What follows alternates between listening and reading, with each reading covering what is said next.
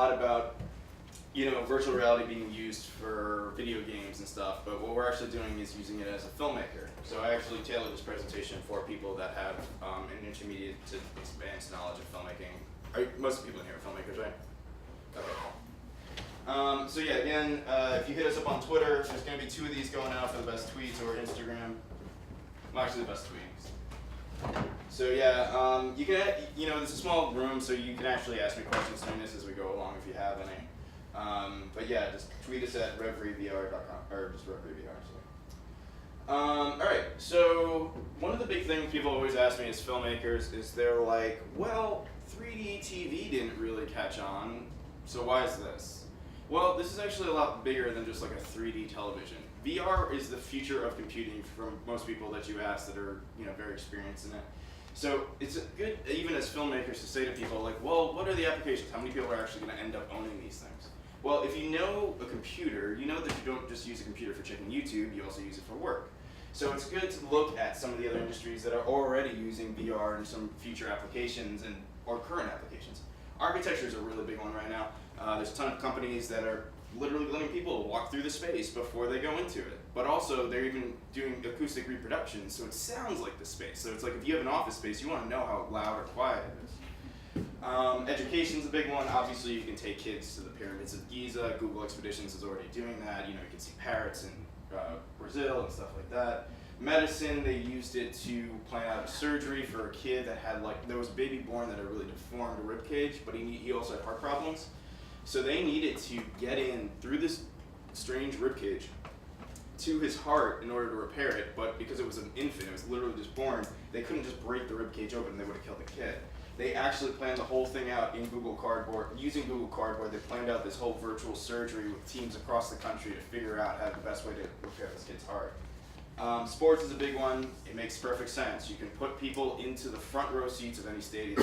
It's totally better than watching it on TV. Business is an obvious one too. You're going to start seeing people use virtual offices. When I was working at PwC, I was an accountant at one point.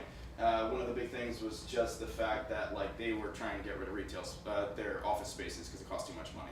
So they're like, well, we can create virtual offices, and considering we're already outsourcing everything else to India, it kind of makes sense because you'd be literally working with teams across the world in this fictional metaverse. Retail is a big one, obviously. They're always trying to sell stuff, and now you could probably just get a 3D avatar of yourself, buy stuff online. That's also bigger with what's called web VR, which is coming, which is you have a mobile version of Gap.com on your phone. In the future, you're going to have a virtual reality version of Gap.com on your phone. So you go to Gap.com, it suddenly blows out into a Gap showroom, and you can buy the clothing you want. Social media is obviously a big one. Zuckerberg paid $2 billion for Oculus. He did that because he thinks this is the future of social. And we're already starting to see some pretty cool social apps. Somebody was talking about one called Bedtime Stories, where a parent who's across the country can tell bedtime stories to their other kid using a headset. But it feels like you're sort of in the same space. The problem with that is kids actually think that they're there. If you're of a certain age, kids honestly believe that they live those experiences. They put them in an experience with Elmo. They honestly thought they met Elmo in real life a week later. Frightening. Yeah. Cool. Yeah. Try it. Yeah. So we're obviously here to talk about entertainment. So I'm just going to give you a lowdown on a couple of the different types of VR entertainment. When you're breaking down entertainment, it really goes into 3 categories. The first being interactive virtual reality. So interactive virtual reality is sort of game-ish. It's like you have missions and stuff, and you have stuff to accomplish. There's also this fear of missing out on secrets and things. It's really about you and your goals and your attempt to beat the system. This is what we call active interactivity because you know that you have the ability to influence the environment just like you would in a video game. That's why the video games are most comparable. Immersive theater, the way it is now, how many of you have heard of Sleep No More? Okay. So in Sleep No More, the first people that went into it, it's an immersive theater experience that happened over the course of several different levels of a warehouse, and you're basically in the middle of the stage play taking place around you. The first people that went to it had no idea what to do. They just sort of followed the story, and it was awesome. If you go now, people know what Sleep No More is about, and they're like, oh, they literally have a point system if you go to some of the fan websites, and it's literally like, oh, did you get up to the secret floor? 25 points. Did you make out with a cast member? 25 points. It's like, did you find every other secret or eat the candy in the candy shop? 25 points. So it's different. It's not like you're engaging in the same way because you know that you have stuff to accomplish when you go to it. So that's more like active, you're consciously aware of it. Live experience, so stuff like broadcast sports and concerts, that's a little bit, it's largely passive. You can choose different points of the field, or you can choose to go to different points of the concert, but like largely you're not affecting the overall flow of that. So it's largely passive, but it's also very cool. Cinematic virtual reality, which we're talking about, is passive. The way that it should be done, I mean, you can add elements of interactivity, and there's certainly a blend between cinematic virtual reality and then interactive virtual reality. But the thing is with passive, with cinematic, the key thing about a cinema film is that you're connecting with the characters, you're connecting with the story. And you know, scientists and researchers have found, even in games, the minute that you give people interactivity, they stop connecting to the story in the same way, because it's not about the character anymore, it's about them. It's about you as a player. So with cinematic virtual reality, this is a little bit different from interactive, because you want people to follow the character, care about the character. You don't want them to say, how can I fuck with this character? It's like, that's not part of the thing. It's like you want people to connect to the story and the characters. So talking about this, and you know, largely this sort of stuff is more like filmic. It's like a, you know, what I was just showing you is just sort of like, it's more pivotal. It's more of an experience that happens around you in 360, and it's actually based off of video files, which I'll talk more about. But these are the guys that are sort of playing in this cinematic VR space. So what I was just showing you guys was Evolution of Verse. That's actually by a guy named Chris Melk. And if you go to any VR talk, including this one now, you'll hear quotes from him that, you know, he uses this one like dancing about, talking about VR in the abstract is like dancing about architecture, which wasn't actually something he made up, but it's something most people hadn't heard before, so they all attribute it to him. And so definitely check out his TED Talk, because you'll see a whole bunch of terms that people in the VR community use a ton. But yeah, Chris Melk started as a music video director, eventually moved into VR, and yeah, he's the owner and founder of Verse, and you know, they partner with a whole bunch of people, and they do a lot of the better high-level stuff, which I'll actually refer to as we go along, Clouds Over Cedra and stuff. Gabo actually directed Clouds Over Cedra, which is one of the more prominent VR documentaries that's already been created. Felix and Paul also do really great work. They've had Strangers with Patrick Watson. They also did an experience related to the movie Wild with Reese Witherspoon. So yeah, they partnered with Fox Searchlight to do that, obviously, but they also partnered with Oculus and Samsung. Again, the Oculus Rift being one of the more prominent headsets, and then Samsung has the Gear VR, which is one of the more prominent one of the prominent mobile headsets. Yeah, and these are the two guys, Paul and Raphael, Paul, Raphael, and Felix. I can never say his last name. Google also is creating live action experiences. They did World Tour, Girls in Congo. Also, they do a bunch of animated experiences under their Google Spotlight Stories label, which I actually liked a lot. They had one at Tribeca this year called Pearl, which was actually really good, and it actually proved one of the things that everyone says you can't do in VR, which is like a hard jump cut. If you don't change the spatial orientation, they prove that you can do a hard jump cut. They partner with GoPro to create the Gopro Odyssey and the Google Jump, and yeah, so they so this is Jessica Brillhart. She's the principal VR filmmaker, and that's Tom Small. He's the director of Girls in the Congo. Jessica Brillhart also has a really good blog on Medium that you guys should check out. It's highly referenced all the time, and I'm going to actually reference it once or twice in here as well. Oculus Story Studio is another good one. Most of the team in Oculus Story Studio is comprised from people from Pixar and DreamWorks, so not surprisingly, a lot of stuff is animated. It's pretty cool though. They created Lost and Henry, and they also have another one coming up now called Dear Angelica. I haven't seen that one yet. This is Saskia Unseld. He's the director of Oculus Story Studio, and he also does an Oculus Story Studio blog that I definitely recommend checking out. It has a lot of good information in it.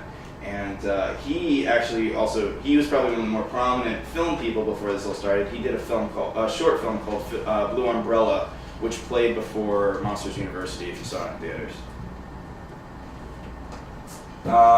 Emblematic Group is more journalistic. They did Hunger in LA, which is one of the earliest VR experiences at Sundance.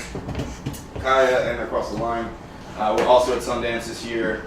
Across the Line puts you in the shoes of a woman going to get an abortion, and you have people throwing epithets at you. So it really puts you in the shoes of what it's like to be somebody trying to get an abortion, but like people are screaming at you as like baby killer and stuff like that. So it was really emotional for a lot of people. I didn't quite connect with it in the same way, mostly because they actually use like these avatar video game characters to scream at you. I would have preferred like live action humans, but That's what we'll eventually get to this point where we can film human actors in 3D. There's a company 8i that does it. She's known as the godmother of VR. So who here has heard of Palmer Luckey? Okay, so Palmer Luckey was the founder of Oculus. He created the Oculus Rift. The reason he created the Oculus Rift was actually for her project. It was for Hunger in LA. So he created this prototype that was eventually, he then had a Kickstarter for, and he just did a much more developed version. But that's why she's known as the godmother of VR, because Palmer Luckey was her intern creating the headset for her for Hunger in LA. A couple other things, virtual reality company, they did the Martian Experience, which is popular at Sundance this year. Steven Spielberg is an advisor.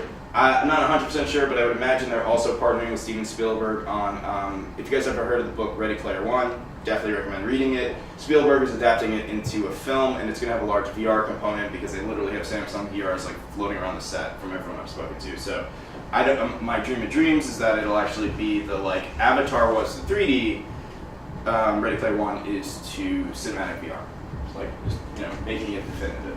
Framestore done a lot of great experiences. They're actually a visual effects company, but they've done a couple good ones. Game of Thrones is extremely popular at South by a couple of years ago. They had like a moving elevator and fans blowing, and then they also had this experience where you're like at the ice wall, if you guys watch Game of Thrones. And Jaunt, not the biggest fan of their content, but they got $65 million from Disney. And yeah, they're just creating a ton of content using a lot of money. So for you guys, I mean, people in here, I presume, are independent filmmakers. If you're going the independent filmmaker route, you have to sort of wonder, where's your stuff going to live? I would say that the monetization portion of a lot of this isn't settled yet. I mean, Hulu and Amazon, I know, are adding VR components to their platforms. They already have apps on the Gear VR. Netflix already has an app on the Gear VR, but it doesn't have virtual reality content within the app. It just puts you in a virtual theater and you can watch their normal flat content. Flatties. But yeah, but if you're an independent creator, this is stuff you can just put your stuff onto just to get yourself going. Little Star, they only do monoscopic right now. Monoscopic being, so if you guys know a 2D film versus a 3D film, the same idea in VR. Monoscopic is a 360 experience that's flat, like you're in a planetarium. Stereoscopic is like 3D 360 all around you, so it has depth going out, but it's also fully immersive in all directions. They're great because they're one of the few apps that is cardboard compatible on both Android and iOS. Their highest resolution is 4096 by 2048. One of the things you'll have to get used to is you guys are probably used to 16 by 9. In VR, these things are actually 2 by 1, and then in this format called equirectangular, that looks a lot like if you took a sphere of the Earth and then flattened it out, and like Antarctica would be distorted and the North Pole would be distorted. That's what equirectangular looks like. So 2 by 1 and equirectangular. That's how all of these platforms accept their content. And I know Little Star's adding a ton of stuff. They're going to be adding sound soon, spatial audio that changes and when you look around, and that's something we'll be talking about a little bit later. YouTube already accepts monoscopic and stereoscopic 360, so that's a little bit of one on Little Star. It's cardboard compatible only on Android though, which kind of sucks because you really do get a better experience using the cardboard. Their resolution is a little bit lower, 3840 by 1920, and you have to use some metadata to get YouTube when you upload a file to know that it's supposed to be played as a 360 video. If you guys paid attention to NAB at all, Premiere is actually integrating some of this already into their platform. So it'll if you use Premiere and you upload and you export a 360 video, it'll automatically inject that metadata that's necessary for YouTube. Milk VR is another good one. Again, mono and stereo. It's only on the Gear VR though, so you're sort of limited in the number of people that can see it. 4096 by 2048. They have a slightly more formal submission process, though it's not that hard. I have stuff on there. One of my friends has stuff on there.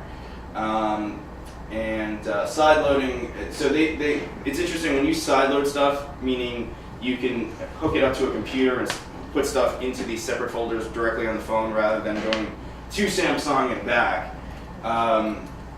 It allows you to do all these different types of projections. Say like if you wanted to do just a 180 projection, so that like if you look to your left and to your right, eventually you would see a little bit of black. But actually 180 works pretty well because people's heads only move 235 degrees and it's pretty uncomfortable to go all the way to either side. So another one to look at though, these two companies, Evo and Interlude, they're both building VR platforms. They're going to have a lot more advanced tools. Gaze detection is a good one. So I like to use the example of the monster in the closet. You're watching a horror movie, there's a monster in the closet. You're looking over here, and there's a monster in the closet over here. If you're looking over here when the monster pops out of the closet, you're not going to get scared. So you want it to pop out when you look over here. So that's actually gaze detection. It's like when you have like two running video files, one that's extra long, and then one that'll just start when you hit this point.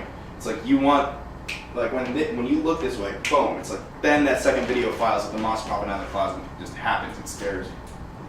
Head tracked audio, again, like that's another thing that'll be happening. So, you know, you're in a 360 visual space, well, now you're going to be in a 360 audio space. You want audio to come back here, and here, and here, and here, and be positional to, you know, where everything should be in real life. And Evo is also going to do some sort of story model. I think it's going to be a little bit like VHX, if you guys know what that is for independent film. So imagine the same thing here. And yeah, or you can use Unity, which is actually a game engine. We'll talk a little bit more about that. You have to film in a way that anticipates them. So if you think about it, right? Like if you were filming Choose Your Own Adventure, right? You would have to have several different branching storylines and pathways. Same idea here. You need to film in a way that anticipates. You have to actually write in a way that anticipates it. In fact, me and my partner Sarah are actually working on a project right now that has concurrent storylines that happen at the same time. It was a bitch to write into a script because scripts can't handle like, oh, this guy's talking exactly the same time as this time, and then this guy's doing something exact same time as this way. So it's like you have like even the formatting of writing for this stuff is not even there yet. And it's just, you know, even if I've talked to Chris Milk at Burst, and like I asked him a question during how, he doesn't even know what a good format is for sort of like showing concurrent storylines. And like, you know, so a lot of stuff is still being defined. I mean, I even have an example of like what we use for storyboarding in terms of like what it should look like. But yeah, it's like you have to plan that out from the get-go because this stuff is going to, I mean, you even want your actors to understand what's going on half the time because it's like, they're like, why is that guy talking the same time as we're talking over here? It's like, how are people going to see both? And it's like, well, you can do sort of things where like, when you look over there, that's louder than when you look over here, and that's louder. You can do active interactivity and choose to look over there and, you know, maybe press a button and warp over to where that guy is. Or you can look over there and see that guy, boom, press something and look over there. But you can also do it in a more passive way where it's like you're looking over there and the volume raises when you look at him. I mean, because that's similar to what happens in real life, right? It's called the cocktail party problem. In real life, when somebody says our name across a cocktail party, it doesn't matter how much volume is around you. When somebody says your name across the room, you instantly can hear whatever they're saying because you also are looking at them. There's a lot of things that play into human perception in terms of, you know, hearing what's going on over there, even though there's tons of noise around you. It doesn't work as well in VR. There's something about our spatial orientation that actually shuts down. There's parts of the hippocampus that I think may actually shut down because they showed the same thing in rats. So we're not able to do it the same way quite there. But what we can do is just mimic it by saying, I'm looking, like I can see where somebody is in the headset. They're at 90 degrees. I'm going to raise the volume at whatever's at 90 degrees, and that sort of mimics it because they're looking that way, so they're probably paying attention to whatever's that way. It's weird. I mean, believe me, I've talked to a lot of neuroscientists and perception scientists because even they are like, wow, this stuff's fascinating. And it's like, really? You didn't know all this stuff before? And they're like, no. Okay, yeah. So here are a couple good thought leaders you should check out. Eliver, these guys are really smart. They talk about stuff that on a really, really high level. If you geek out on this stuff, they're the ones to follow. I have to read their posts like 4 times before they understand them. But there's nobody that really goes into depth like they do in terms of like just like physics and, you know, like talking about the stuff in a very, very, very cerebral way. Like if you guys read like, you know, American Cinematographer or something, or some sort of really technical cinematography blog, that gets complicated. People are talking about like pixel peeping and all these other things. You know, that's the equivalent here. And actually, you know, it's good to talk about pixel peeping for a second. So you guys aware of that term when like cinematographers dork out and they're like, what lenses are better than others? Which ones are sharper or whatever? And they'll take the image or the frame from a film and then zoom in on it to see what each individual pixel looks like. Photographers do the same thing. It's important to actually think about that sort of stuff though, because when we're doing VR, so I showed you those resolutions, right? Like 409/6 by 2048. That's 4K. Sounds pretty good, right? But that's not. You got to think about it. It's not 4K when you're in. It's 4K when you're in a frame. It's cool. But when you're talking about 4K, now you're talking not about 4K. You're talking about it stretched over a sphere. So it's stretched over a sphere, and you're zooming in. So the funny thing is that yeah, 4K sounds great, but like And 1920 by 1080 still sounds kind of great, but it's like when you stretch over a sphere, it's like, well, my headset does 2.5K. The Gear VR does at least. So I'm not asking for 2.5K straight forward though. I'm asking for 2.5K here, here, here, here, here, here, here, here. So honestly, to match the resolution of what I'm seeing in a headset in that field of view at any given moment, I'd probably want, and I suck at geometry, I'd probably want something closer to like 16 or 20K. So that's a big difference between that and 4K. To get the optimal resolution for what that headset is capable of, think of like 15 to 20K. And what's interesting about that too is there are people like Facebook that are coming out with different solutions. And to put it briefly, it's called high bitrate adaptive streaming. But the idea is that Facebook knows where you're looking, and because you're a human being and don't have eyes in the back of your head, what they say is like, let's put all those pixels here where you're looking. And then it's like when you turn your head, they'll say, oh, he's turning his head, play in that other thing. And we'll show him in the other video file, it's over here. So it sort of breaks it up a little bit. They actually don't do complete blackness on the sides, they'll do like a really low resolution, and they'll do the video at 1 second clips. So it's like you'll turn to the left, and then it's like 1 second later, this will go from really low resolution to like normal 4K, and 4K like straight in this direction. So it's actually a good way to add a lot of resolution without taxing out your phone, because your phone can't play a 16 video file. Your computer can. Another good thing to follow, going back to this, is a Voices of VR podcast by Kent Bai. He's an interesting character. He actually made a VR experience to connect with his wife, who committed suicide. It's like one of the most traumatic things that I've ever heard for VR. But yeah, his podcast is amazing. He's talked to everyone in the industry. He's got like 300 episodes, and they're all about 10 or 15 minutes a piece, but definitely worth it. And other websites to check out: Road to VR is a VR dedicated blog. Upload VR is a dedicated blog. The Verge is actually a tech blog, but they do a really good coverage of VR. So let's start talking about the new skill sets. You guys are mostly filmmakers. So let's start. So the new skill sets you sort of need to capture here: 360 video. You guys haven't filmed in 360 before, or maybe some of you have. Stereoscopy. I don't know how many of you have actually made a 3D film. I doubt most. It's pretty rare for an independent filmmaker.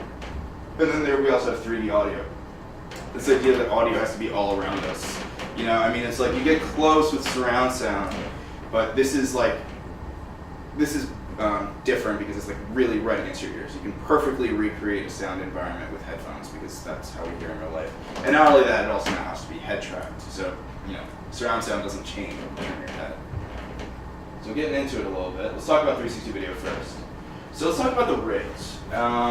So most of these things have like our Gopro based rigs, and I'll show you and talk about some of them first.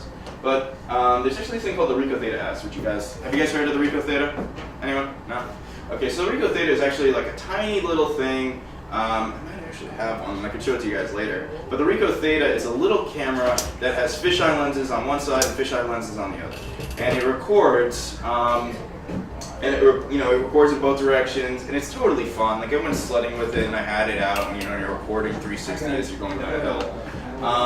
But it does really poorly in low light. The sensors are super tiny. Its resolution is 1920 by 1080, which again, as we were talking about before, is absolute crap for stuff that's getting stretched over.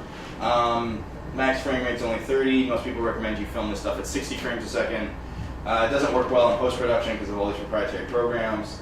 And but that being said, again, it was like the camera that you have with you is always the best.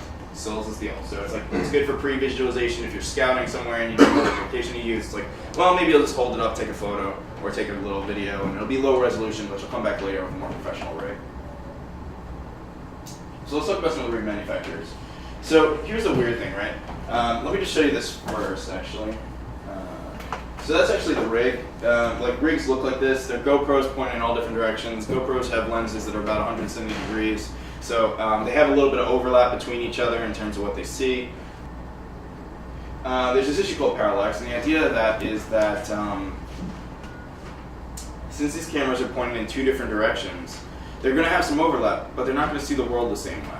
So where this camera comes over on this side and says, oh, I'm seeing this, I'm seeing you. I'm seeing you in this camera, and I'm seeing you in this camera. Because one camera's pointed that way and one camera's pointed that way, even where you are, it's not going to look quite right. It's not going to look the same because they're pointing in two different directions, even where they meet.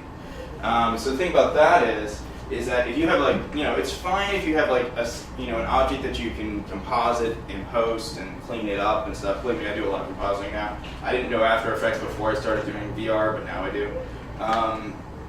But if you have a human being in there, you are not going to be able to composite a human face. It'll always look wrong. It's just like recreating the human face is like one of those things that starts to hit into the Uncanny Valley, this idea that you'll like project something that looks close to real but isn't.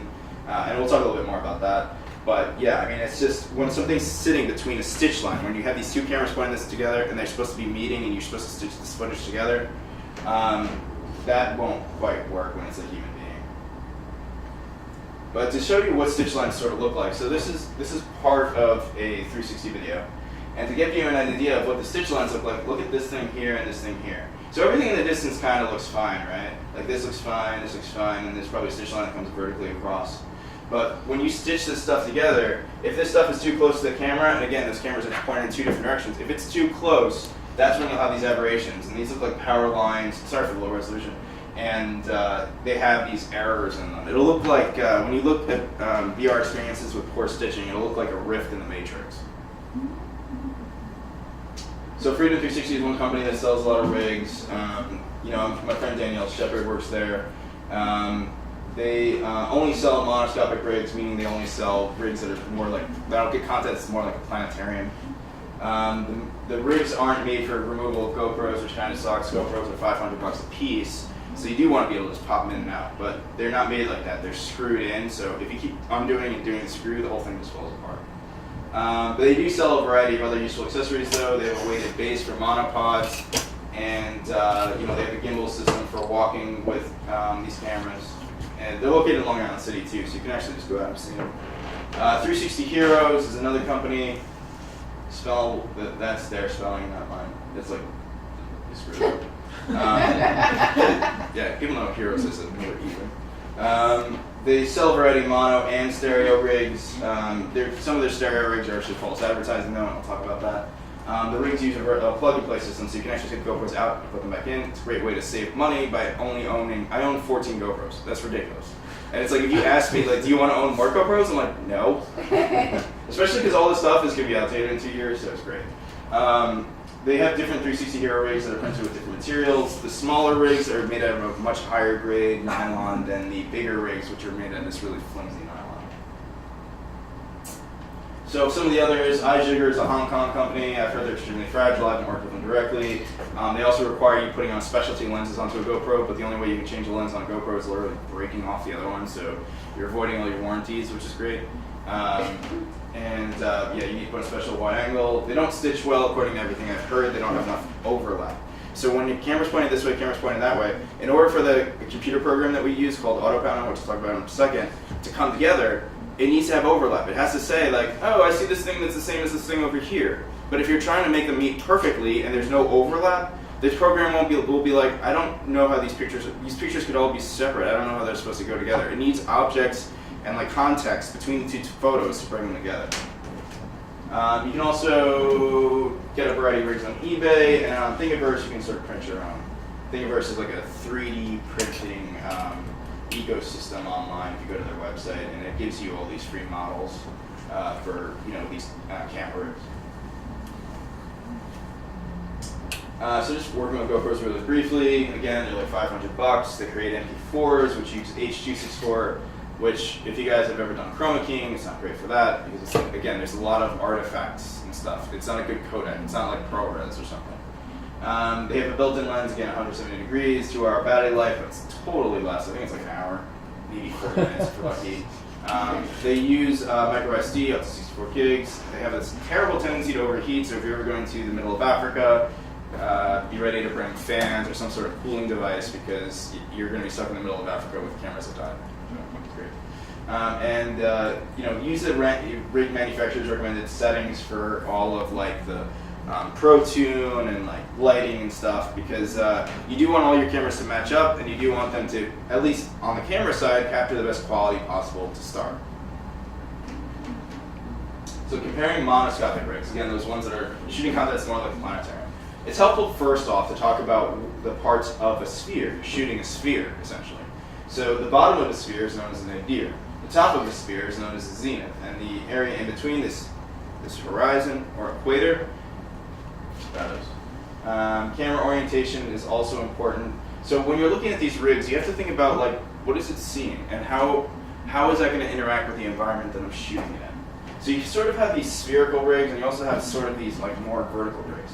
So see this spherical rig? The spherical rig is good because all the cameras are tighter together. When the cameras are tighter together, they're seeing the world in a more similar way, so you have less of those parallax type issues. But the problem with this is like, look where this camera's pointed. Look where that camera's pointed. It means there's a stitch line like here. Or maybe there's a stitch line like here or here. Well, we're human beings. We're typically standing up or something like that, and so you can actually capture us in a perfectly vertical space. But if there's a stitch line that's going like that, wherever the actor is standing, they're going to be resting in a stitch line. So if there's an issue with that stitch line, if they're slightly too close to the camera, you're not going to be able to preserve them, and you're going to have an aberration there, even in the finished product. With these more vertical rigs like this guy, look at these cameras. They're pointed like this, and like this, and like this. So the footage you get, you can actually do a lot more in post, where it's just sort of like, all right, I'm just going to widen this frame a little bit on this camera so that I know that my human actor isn't sitting in a stitch line. And you can also tell them where to stand, do a little bit more staging. You can say to them, hey, you're safe, you're safe, you're safe. Oh, no, you're hanging out in a stitch line right now. Because again, human beings are impossible to fix in post. This particular rig also doesn't capture the nadir, this area, like right here. So that is one limitation on that type of rig. So again, and then, another issue is people ask me a lot is, okay, should I get the rig with less cameras or more cameras? It's actually a really complicated question. You get a rig with more cameras, well, you're going to have cleaner stitches, because as cameras are closer to seeing the world with less difference, they're seeing the world in a more similar way to one another. So you have less parallax issues between each camera. And it generally stitches together better. Like there's less aberrations in between, because it's just like like slighter degrees as opposed to like ba, and ba, which is like big differences in what they're seeing. The problem is you just have more stitches. That just means more work. If there's an aberration in any of this, like in a couple of the stitch lines, if one actor like dives in and gets too close to the camera, you have an aberration of 16 stitches as opposed to like one stitch area that you have to clean up. And it's also more data. Like I'm blowing through hard drives. It's like because you're recording on 7 cameras, usually 2.7K. So it's like I'm going through the terabytes of drives pretty fast. Less cameras. With less cameras, you have fewer stitches, which is nice. But the stitches won't clean as well, again, because they're seeing the world more differently from each camera. Like if these 2 cameras are pointed in this way, like they're seeing the world in a similar way. It's easier to stitch. But if you're trying to put like 2 cameras like this together, they're seeing it in a very different way. And also, there's usually a trade-off, because if you're doing something like this, you're probably using those super wide-angle lenses. When you're using those super wide-angle lenses, they're usually they probably have their own problems at the edges. Like if you've ever used a fisheye, the sweet spot of a fisheye lens is in the middle. As you get towards the edges, it sort of like has more chromatic aberrations and all this other stuff, so the stuff won't stitch together as well. And here's just a couple of special purpose rigs to just show you. This one's splash proof. You can also put a wire through this piece right here, so you can actually feed it. It's actually better than a drone shot, because drones move all the way up, like up and down and all this crap. This you can just slowly slide along, and it can capture like an aerial type shot. This is a diving one, so if you want to go swim with dolphins and stuff, this would take you underwater. Big problem with taking these rigs underwater is, again, they're going to stitch together these 2 different cameras' angles by looking at the pieces that are in both. The problem is you can get into environments like underwater, well, everything's blue underwater. So the camera's not going to be able to say, oh, you look at this camera, it's the same as this thing over here. It's like, well, it's blue over here, it's blue over here. In fact, if you're out in big sky country, that can even become an issue, because if you're in the middle of the desert, it's like, well, you're mostly seeing blue on the sky. It's not going to know which part of the sky you're looking at any given moment. So a room like this would be like perfect to shoot in, because there's all this random crap up here, lights and stuff, and then there's brick patterns, and the bricks have their own abnormalities and stuff. So it's like it'll know, oh, this brick looks similar to this brick over here, and be able to stitch together. In fact, one of the projects I'm working on right now uses all mirrors, so that's going to be hell. because a mirror is just straight up a reflection of everything else. So I don't know, I think the camera's just gonna freak out. So what we're doing in preparation for that is hanging like, we're gonna do something like a graph and combined with like a Jackson Pollock to like give it this like random pattern, so that the camera will be like, oh, that random pattern here looks like this random pattern over here, and figure out how to stitch it. We'll hang those first, then like once we're rolling, and then once we're rolling, we'll take them down, and then continue the scene. It's tough. It's tough. You really, it's better when you plan it out well in advance. Like work with people that are experienced in doing it, because if you screw it up when you start, it is hell afterwards. It's like you're getting more into like digital effects and compositing, which is like you're almost making like a CGI movie as opposed to like just shooting something. I mean, that's why and we have issues with our own stuff sometimes, and Verse has tons of issues with their stuff, and they're one of the biggest companies in this field. That's why they charge $300,000 for post-production. It's because they have a team of 100 people actively cleaning it up all the time. It ranges, I've heard up to $1 million, but usually less. These experiences don't really go more than 5-10 minutes usually. But I have seen really great work that I know they did for like $50,000. So it sort of depends, and it's also who you partner with, and if you're going to take this stuff up yourself. I mean, we've done projects that are like 20 to 30. So it's like you can do it. It'll get cheaper, it'll get easier as time goes on. And I'm only talking about the tech as it exists right now a little bit, but we're going to get into sort of as this is a new medium. So this portion of the presentation may become useless in 2 years, but well, not this part right here, the other part. But the other stuff, defining it as a medium, that's something we're already starting to see, and that's sort of useful going forward. So it's like, you can decide when you want to dive into this, but right now, I'll tell you right now, it's complicated. It's like everyone's sitting here trying to solve problems because everyone's having the same problems all the time. I'm just trying to understand it. Yeah. A hell of a lot of information. Yeah, sorry. Yeah, sorry. Like, believe me, I can make this infinitely more complicated. I'm sure. So yeah, you guys are used to storyboards. Well, what do you do with a storyboard that's only meant to be in this direction? Well, you sort of have to reproduce it for all around you. So Cube Map basically imagines that instead of being in a sphere, you're in a box. So Cube Map allows you to, this format allows you, okay, you can draw what's in front of you, you can draw what's left of you, draw what's to the right of you, draw what's behind you. Each box, again, represents about 90 degrees, and you can do top and bottom. Because again, you do want to consider, as this is a new medium, that it's cool to throw shit that goes over you or under you, because that doesn't happen in film. I mean, you could have a camera pointed upwards in film, but it doesn't have the same effect. And yeah, if you come up with a better storyboard design than this, let me know. It's not the greatest thing either. Planning the scene, when you have actors, you're going to treat it like a stage play. The lights, the mics, and everything else need to be either hidden from the camera, or they need to be maskable, meaning like you can composite over them in After Effects with a mask. You also have to remind the actors constantly that they are always on. If the action is happening over here, you typically have an actor who's over here who's like not doing anything, and you're just sort of like, hey man, camera's going your way too. It's like you're on camera all the time. It's like again, like a stage play. If you're on stage, you have to act. You block actors in regard to the camera to avoid them entering stitches. That's the staging idea we were talking about. You don't want them sitting in a stitch the whole time. If they are going to pass a stitch, like if you have it vertically and they're going to walk through the stitch briefly, that's fine because you can fix that. But if they're sitting there the whole scene in a stitch line, that's problematic. You can check using a mini HDMI out, or I use the Gopro app as well. And you can at least see, you can't see what the whole environment looks like, but you can see whether they're sitting in a stitch line or not just by looking at one camera. And you can see like, oh, you're cut off on this camera, so you need to either go to this camera or that camera. So okay, the frame is gone, right? Frame is now everything around you. I love it when I'm scouting because it's like, oh, I have to figure out the frame. It's like, no, I don't. I just have to stand here and look.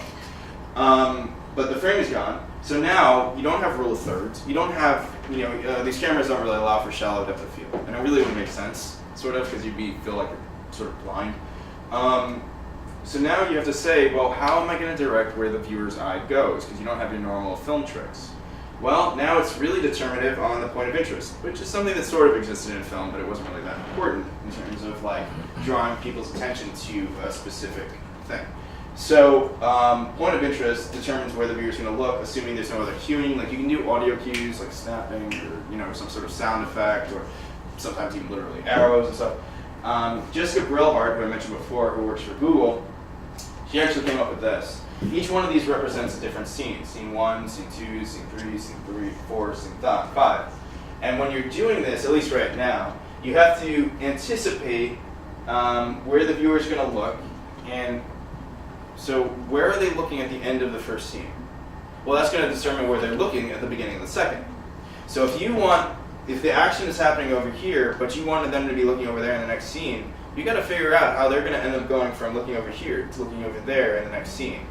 So it's up to you and sort of how you orient these cameras. But by the same token, you don't always want one point of interest always in front of you the entire time, because that's literally the first complaint I hear from people now in VR as a medium, which is interesting because it's the first one. Everyone says to you, I don't understand why the action was only happening in front of me. Because if the action is only happening right in front of you in this 90-degree field of view, they'll say to you, you should have just made a movie, dude. It's like, you could have saved all this time. And believe me, I see that as a ton of mistakes, but it's consistently the first, among VR creators, it's the first consistent complaint is, why is everything happening around you? You have a 360 environment, use it. But I've talked to really smart people, and they've shown me their videos, and what do I see? It's like, action's all there, and they put the camera in a corner. So you remember, just remember Dirty Dancing, don't put baby in the corner. So this is a point of interest. So she's talking about her documentary called World Tour. So in World Tour, she's going around the world. She's going to Iceland and China and all these different places. So if I'm remembering scenes from a movie correctly, this could be like a horse. People, same thing in a movie, right? You put a horse or an animal into a scene, everyone's eyes are drawn to it. You put a baby in the scene, everyone's eyes are drawn to it. Take those stuff out, people's eyes are normally drawn to the human being on stage. It's or on screen, that's how we're programmed, right? So this could be a person, it could be an animal, it could be maybe if it's absolutely no animate objects, it's like an interesting rock or something. It's whatever draws people's eyes. But whatever you're looking at where this scene ends dictates, well, they're still going to be looking here now. Mm-hmm. So it's like, say this is what you really wanted them to see though. In post, you have to figure out how you can change the orientation of these things in post, because again, it's a 360. So is this sequential from the center? Exactly, yeah. That's exactly what it is. So you're looking here first, next scene. Well, I kind of want them to see this, right? So you actually have to, in Auto Panel, which is a program, you have to shift this over and maybe put it here, or maybe put it slightly off center, like over here, because again, you want to encourage that level of exploration, so people aren't just looking at here's the thing I need to see, here's the thing I need to see, here's the thing I need to see. Oh, I never looked at anything else in the entire experience. If that makes sense. But yeah, that's 6 scenes bursting out from each other. How would that relate to the block diagram? So this block diagram, front of the circle, left, right, back, top, bottom. So that actually doesn't cover top and bottom. That has to do with her rig though. I don't really want to get into that now, but essentially it's this piece of it, this left, front, right, and back. So it's like you're storyboarding, you want it to be front. All right, what's the next scene? What are people going to be looking at when the next scene starts? They're also going to be looking at the front. You have to just figure out where people are going to leave off before they start the next part. But you also have to anticipate that people are dicks. And they're going to be like, do you want me to look over here? You want me to look over here? Well, I'm actually going to look over there. So you have to be careful. Some people are just not going to see what you want them to see. And also, half the time I'm showing this to people that are drunk, and they have no idea. So it's you have to anticipate that people are just going to miss it. Evolution of Verse, I've shown that to probably 100 people. It's not mine, it's from Verse, and I can show you our demo reel as well. But when I show people that, because it's a good first virtual reality experience for a lot of people, they half of them miss the train. There's a train coming right at you, and it's got binaural audio. There's choo-choo all around you, and they still miss a train coming directly at you. It bursts into birds, and people are like, why are there birds all of a sudden? It's because your back's turned to the train. So beyond the frame, again, you're drawing attention to where people need to look. Newcomers to VR rarely know that they can actually move around in the space and look around. They think they're putting a monitor on their face.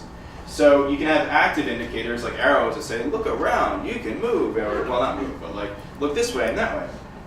But I prefer passive indicators, because it blends in better. So Oculus Studio in their film Lost use a firefly, and the firefly's like flying around, and then you're following the firefly with your eyes, and then your head moves with it, and then you're like, oh. Or like, oh, it's like I can move beyond this traditional 90-degree frame of what I expected, and the camera's tracking me, or like the headset is tracking where I'm looking. The Dickens Festival is something that we made, and instead of the firefly, we used a football. We had a football that flies just a little bit out of frame, so people's eyes are following the football, and then they're like, oh, I'm actually looking beyond the traditional 90-degree frame, and the headset is actually tracking where I look.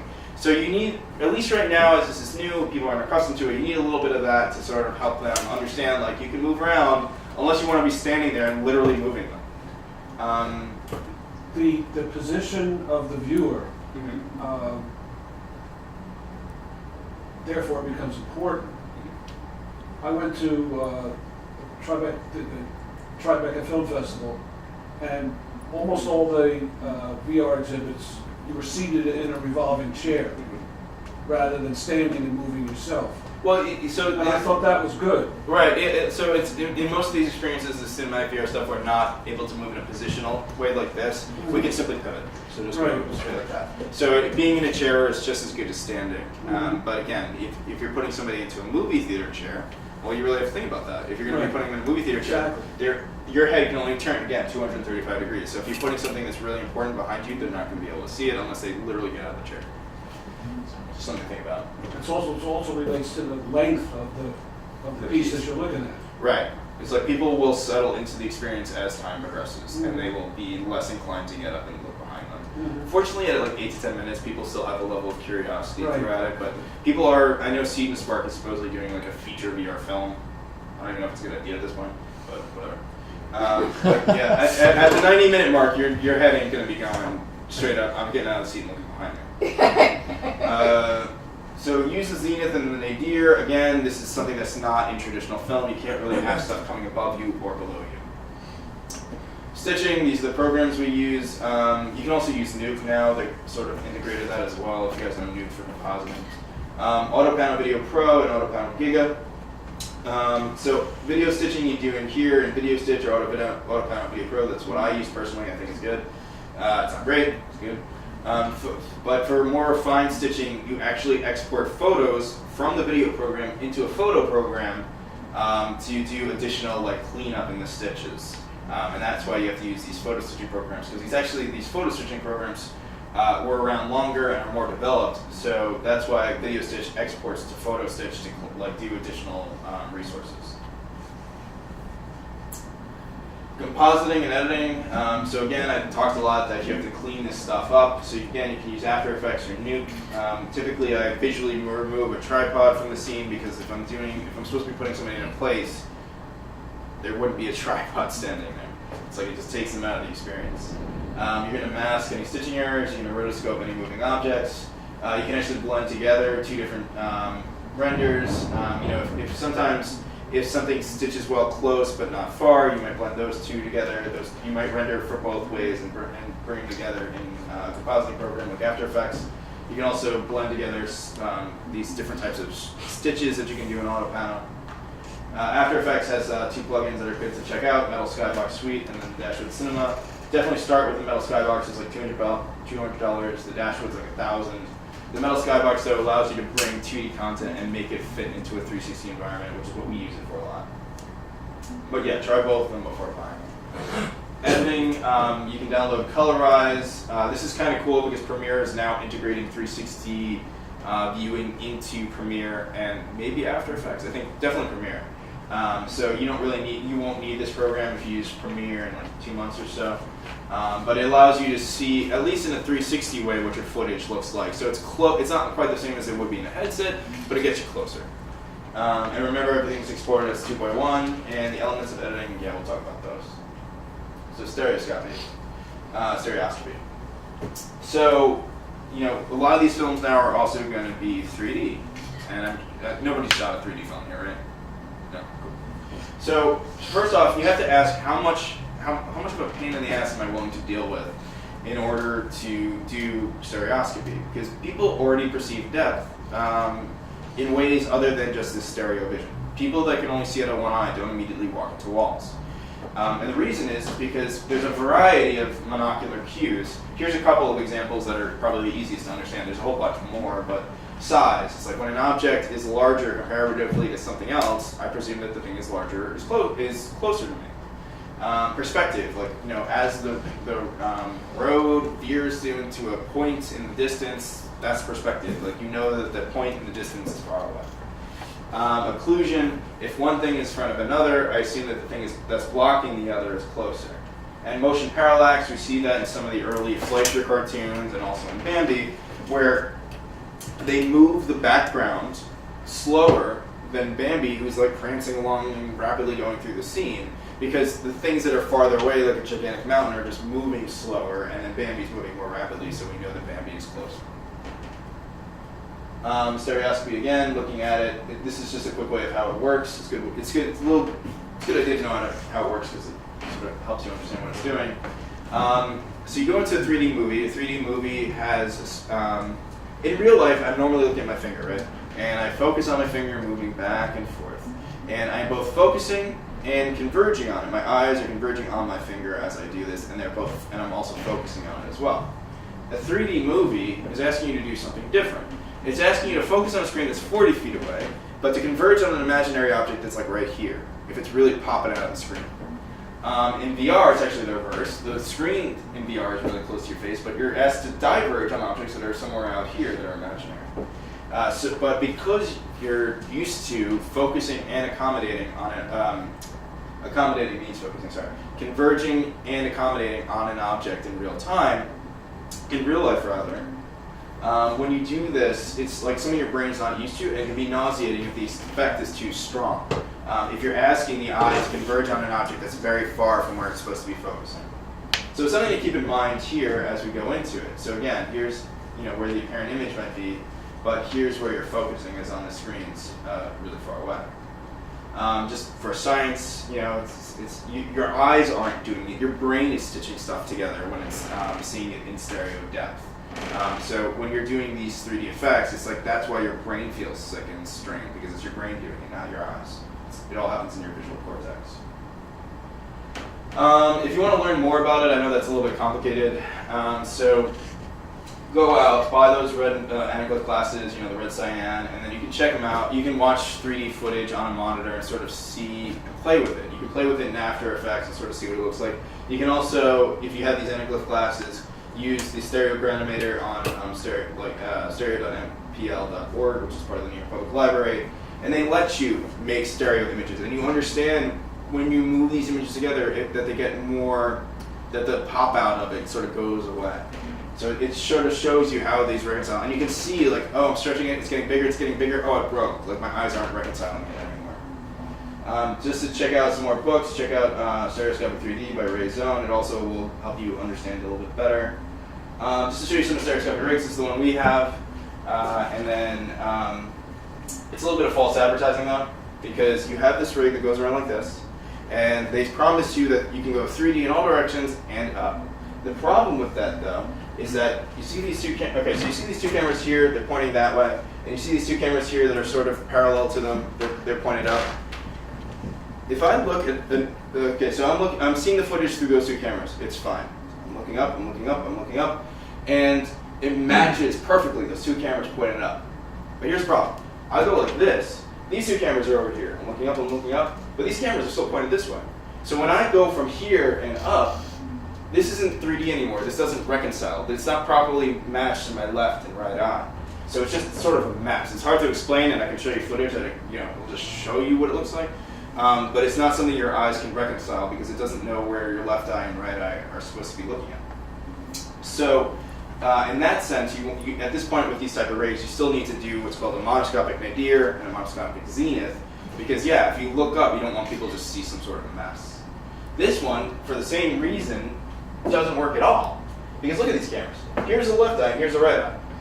It only matches when your eyes are sort of looking in the same direction as the cameras.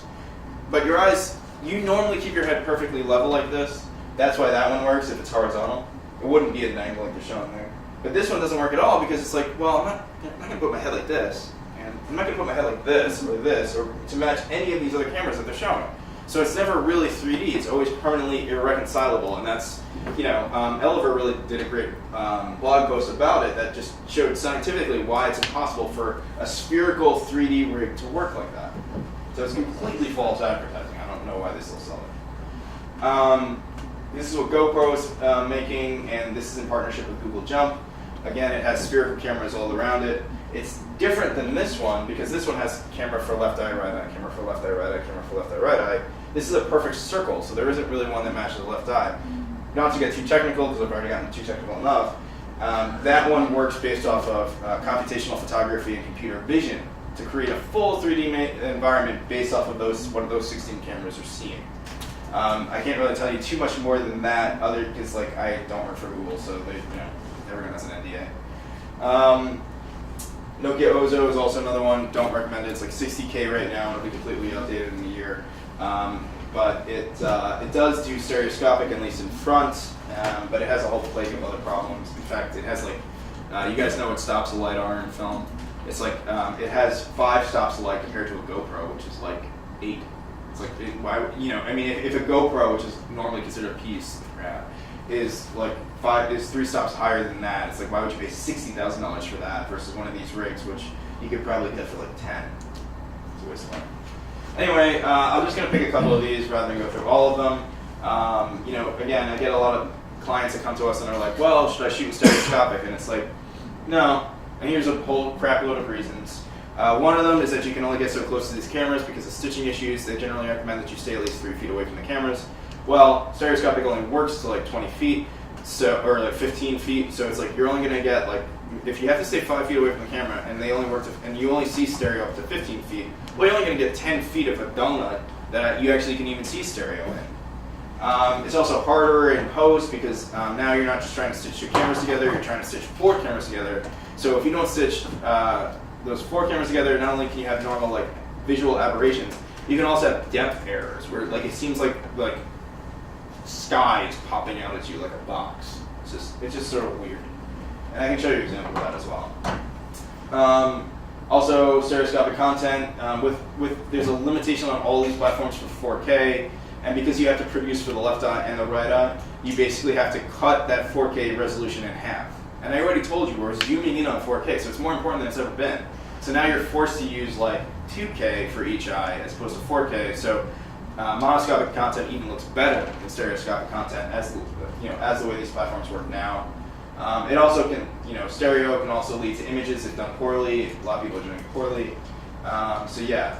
But back to what we were talking about before. Again, this just to give you an idea. This is an image that if you put on those glasses, your eyes would be able to reconcile. This is one that would actually work really well in 3D. 3D audio, binaural audio. Binaural audio is this concept that we hear the world in a certain way thanks to a variety of things, like the way that sound bounces off of our chest and our ears and our head, and then this fleshy part of our ear called the pinna. That's how we know where sound is located in space. So you have to take this acoustic shadow into account. That's why they create these virtual heads called head-related transfer function. You also see these things called the virtual, to get an idea what that's like, check out the virtual barbershop on YouTube, but that's not head tracked. The barber will always be behind you regardless of where you look. The binaural recordings, you can record binaural like that like they did for the virtual barbershop using a head like this. The problem with the head like this is, again, we're doing virtual reality, we're recording in all different directions. So you can only get what sounds like properly in one direction. So what's the best option then? Well, Chris Milk thought it was to make a monstrosity like this that had ears in every direction. I kind of disagree, because even here, you're still not capturing here, here, and here, and your ear's ability to locate sound in a space is actually really precise. It's somewhere between 1 or 15 degrees, depending on where the sound is coming from and hitting your head. So now we're starting to get into this field of ambisonics, though. So yeah, you can use a microphone like this that records audio in every direction. Or you can use a microphone like this that can record sound in every direction. What you can do is, instead of doing something stupid like this, Chris Milk, you're awesome. Instead of doing that, you can use a microphone like this, and then instead create a virtual head that mimics your head. There's a company named OSIC that's actually making these headphones that utilize your pinna and utilize the size of your head to perfectly recreate every sound you hear as if you were hearing it. Like it'll basically create it so that it matches what your ears would hear in real life. So again, it's like because we each hear sound individually, because we have different sized heads, different shaped antennas, that affects how we perceive sound. So you have to sort of take that into account if you want people to seem like they're really hearing a sound from a certain place in space. Spatially oriented audio, they contain its direction, distance, and all these other environmental factors. It's really just putting sound into different positions around you. You have to recreate these sounds that you've captured back into a three-dimensional environment. So you're going to see a couple of digital audio workstations. Two Big Ears does it.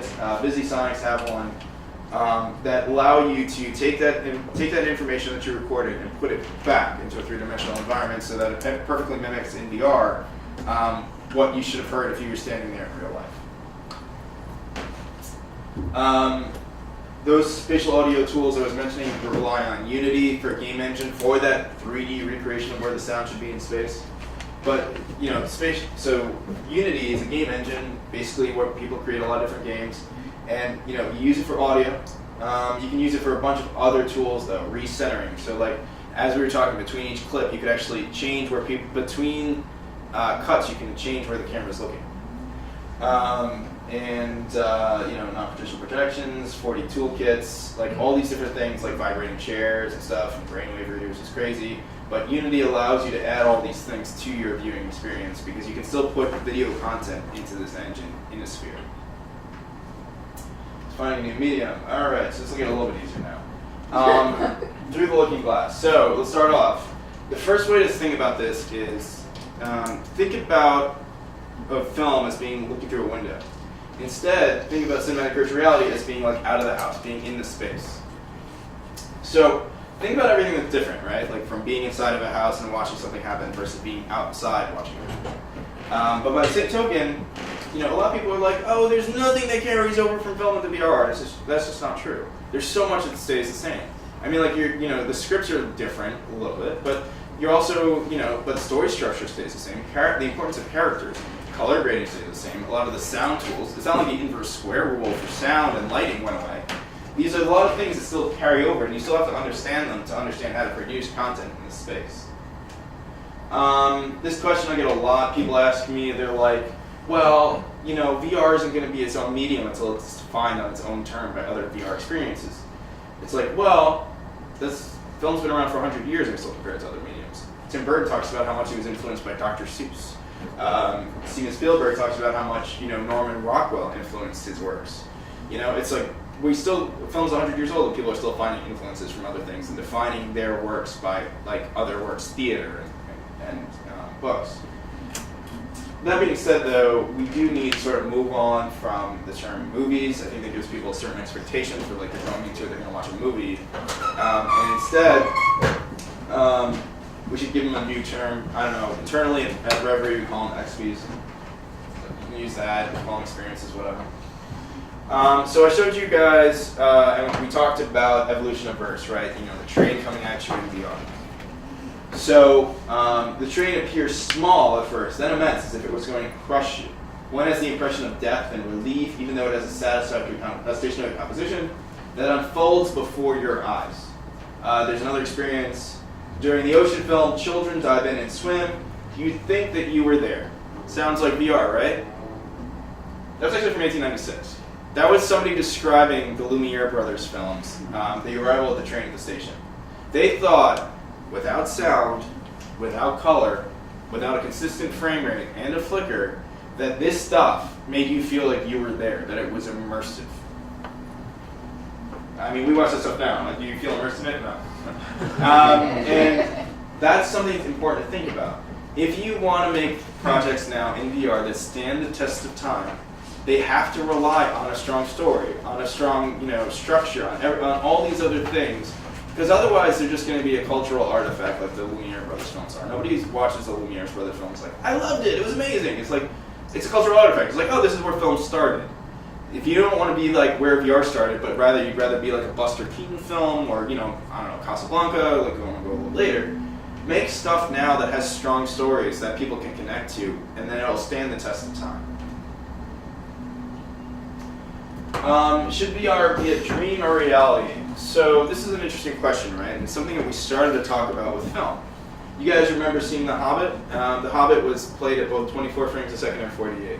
Vincent LaForêt, who's a big cinematographer, actually had a really good blog post. And what did he say? He said that he watched it in both, and he literally heard the audience laughing in the 24 frames a second version, but the 48 frames a second, he's like, people were silent.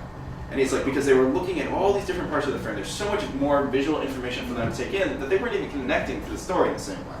Yet at the 24 frames a second, people are completely engrossed.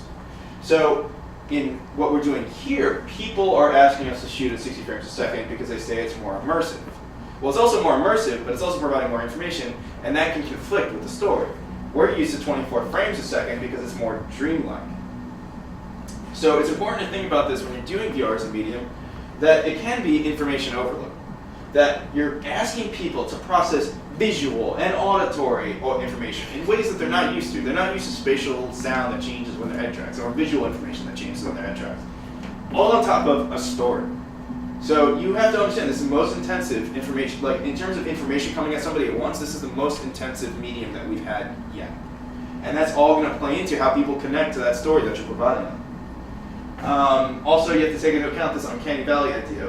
When we're talking about dreams versus reality, the closer you get to reality, the slight imperfections can be very problematic. And I'll talk about a specific example later.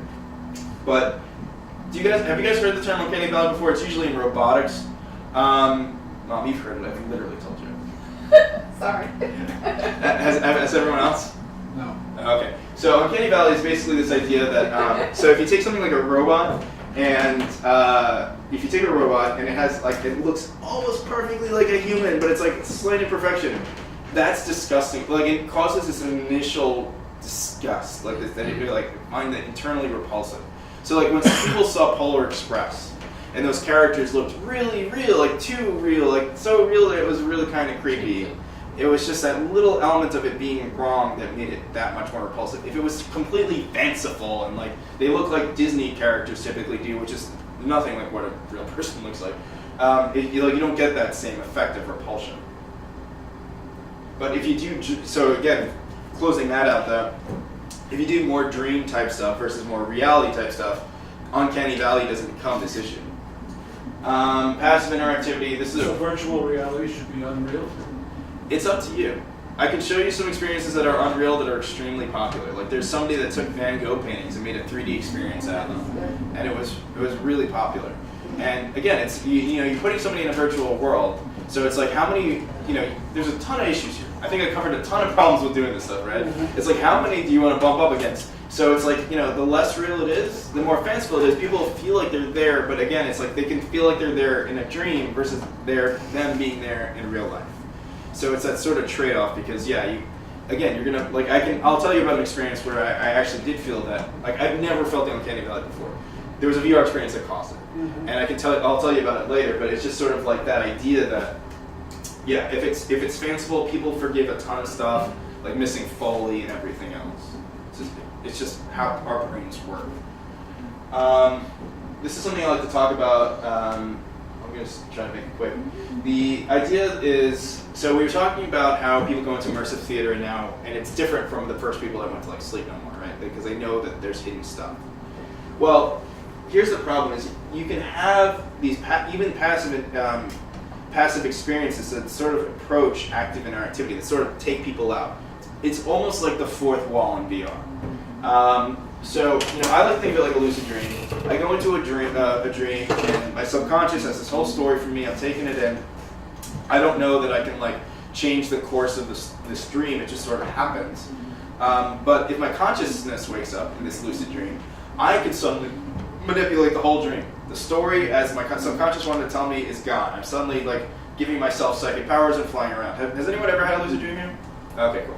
So you guys know what I'm talking about. Like once you're aware that you're dreaming, you can manipulate it. But here's the thing: once you're aware that you're dreaming, you can manipulate the environment. You don't care what your dream was before. You're just gonna fuck with it and make it whatever you want it to be. And your subconscious spent all this time like writing a story during your day. So that's the sort of thing that we have here. It's like when people start to realize that they can manipulate their environment, or that they can withstand it, or that it's not going to affect them, it takes you out of the experience.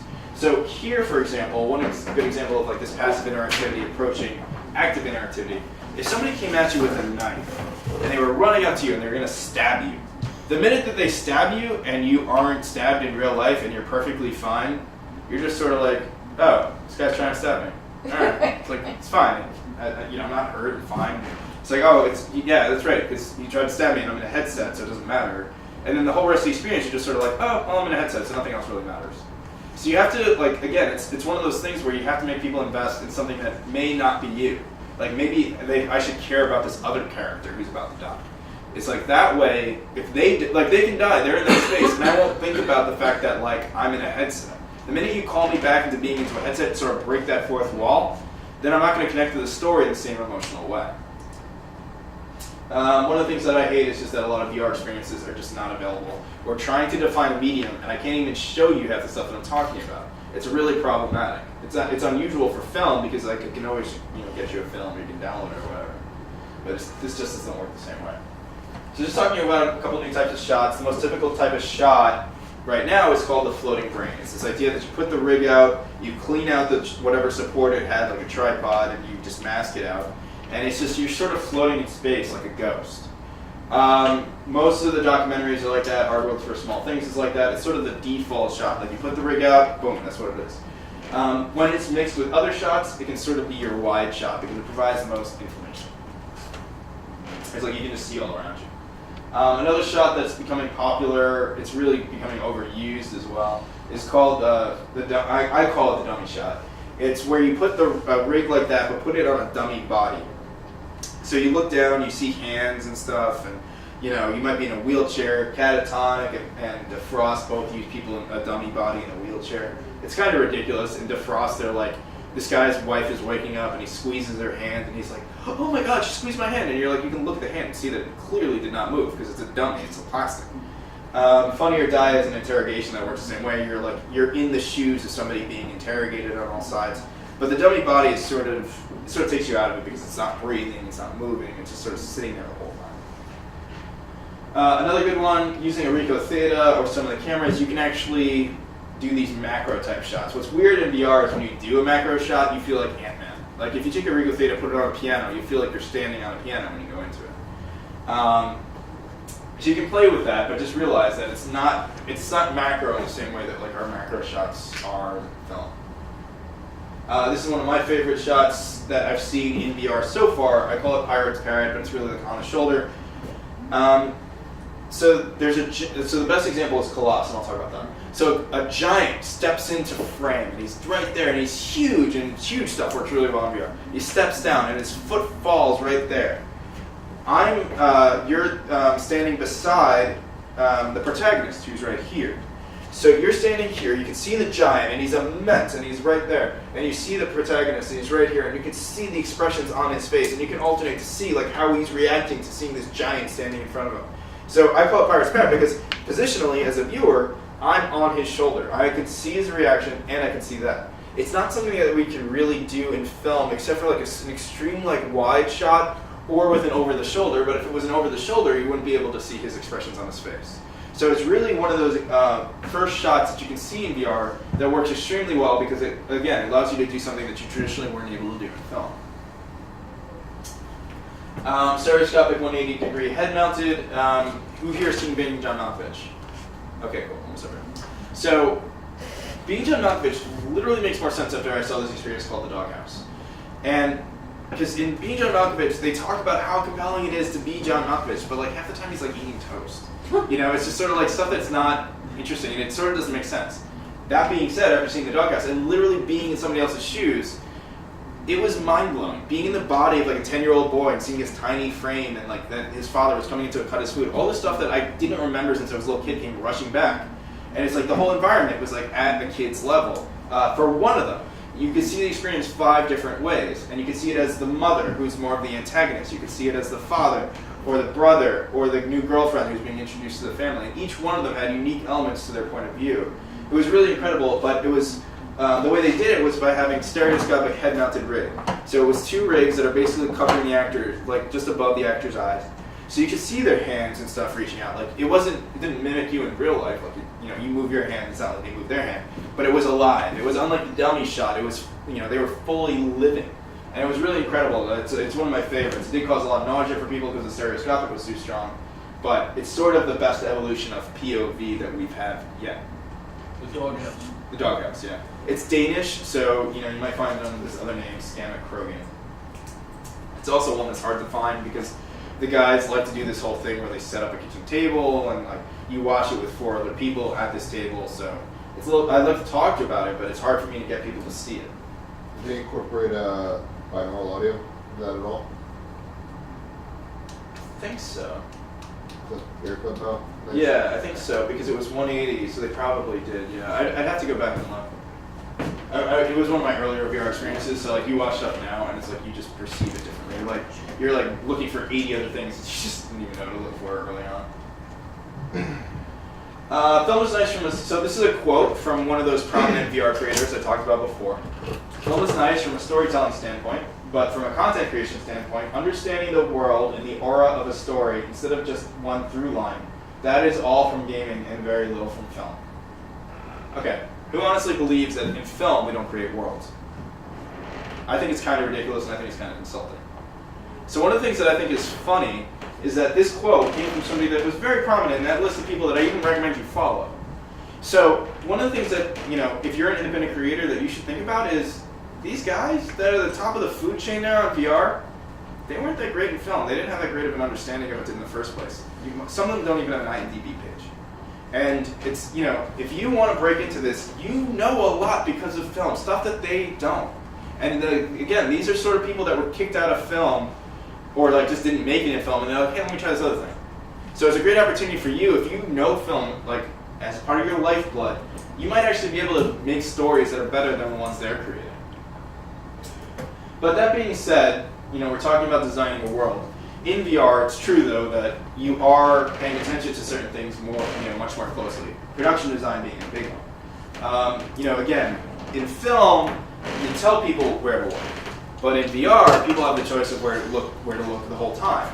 So they could stare at any place of your set, and again, now it's a 360 set, not like a 180 set or something like that. So they could look at any piece and stare at it the entire time and study it. Because people are going to rebel, and they're going to look at whatever the hell they want. They might not even pay attention to your story. So costumes, props, set, they're just much more important. And they can also provide their own points of interest, because again, you want people to sort of look around your environment, not just stare in one direction the whole time. The best examples, catatonic has a really high production value and on the whole, and I can show that to you guys, but it's also in the Verse app. So yeah, it's a good one to go with. It's like a mini horror movie. Sound design also became more important. Dialogue, Foley, ambient noise. Why is it more important? Because with each sound being spatially located, you're hearing it more clearly and more accurately. So with that, sound has become more important because you're hearing it all distinct as opposed to in like a stereo sandwich where all these sounds are sort of coming together. Or, like we do it a little bit in surround sound where we distinguish like center channel, which has audio from the other stuff, but it's not quite like this where they literally exist in a separate space. Catatonic is a really good example of using those different sounds coming from different portions in this spatially audio way. Other examples that do it poorly, Hardwell for Small Things has dialogue coming at you at one point from all angles, and you can't focus on any of them. Again, that's why what my team is focusing on, raising the volume of where you're looking, as opposed to just having all the audio come at you at once. And yeah, in Gone series, so we were talking about the Uncanny Valley. There was a scene in it where this woman is walking, and I hear the birds chirping, she's outside, I hear her kid in the car. Everything is perfect. It looks real. There was one thing missing. She was walking along, she was wearing high heels, and she was on concrete. When I saw that her heels were hitting concrete and not making a noise, my brain, for the first time in my life, was just like, oh my god, that is witchcraft. And it was like straight up Uncanny Valley. Like I couldn't process it for that moment that she was literally walking along and her footfalls were not causing any sound because I had all the other sounds. I had everything. I was there. I was fully immersed. It was just her feet hitting the concrete pavement and not making a sound just threw me pretty heavily. So again, going back to this idea of the point of interest, this has become more important. Point of interest did exist in film, but not quite the same way. This literally is determining where people look in any of these experiences. And you want to push them. You want them to sort of look all around them, but you don't want anything to, but you can't also just change, you can't rotate the camera. The minute you rotate the camera and it's going against the way that people are looking, they'll vomit. So you can only reorient the camera maybe during cuts or when it fades to black. So that's an important thing to keep in mind, because point of interest determines where people look. You can't force them to look in any specific direction without causing nausea. And again, multiple points of interest can be more interesting. It's just, again, reward people for exploring. What still works?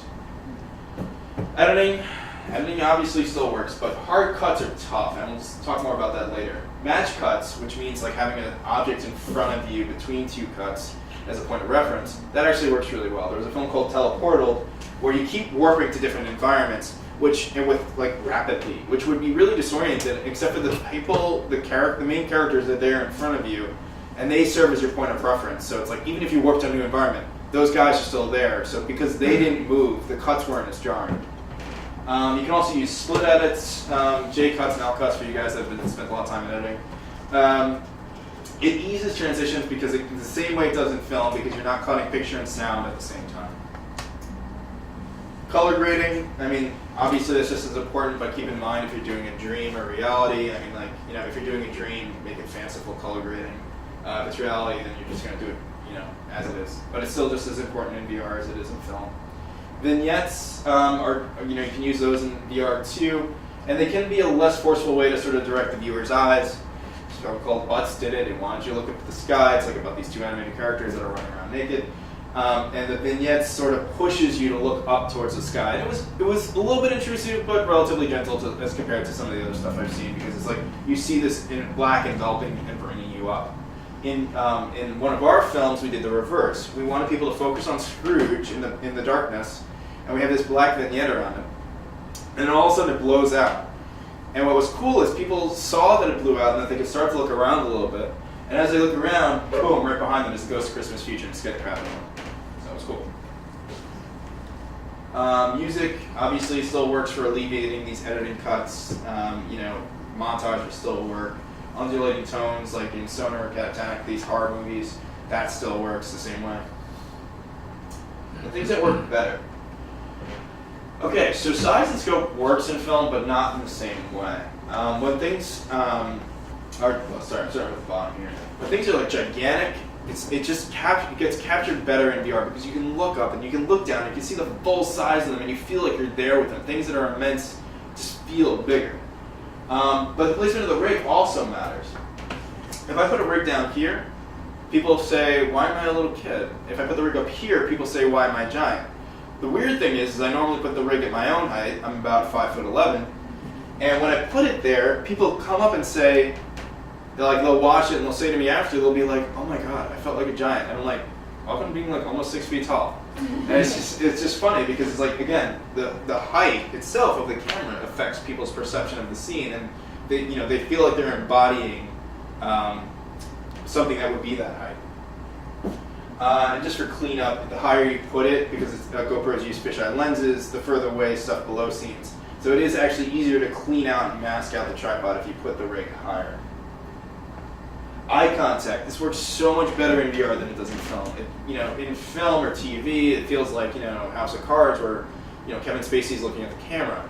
It's a violation of the fourth wall. Here, it works perfectly though, because people look at you, and it's so funny how that causes you to it just grabs your attention.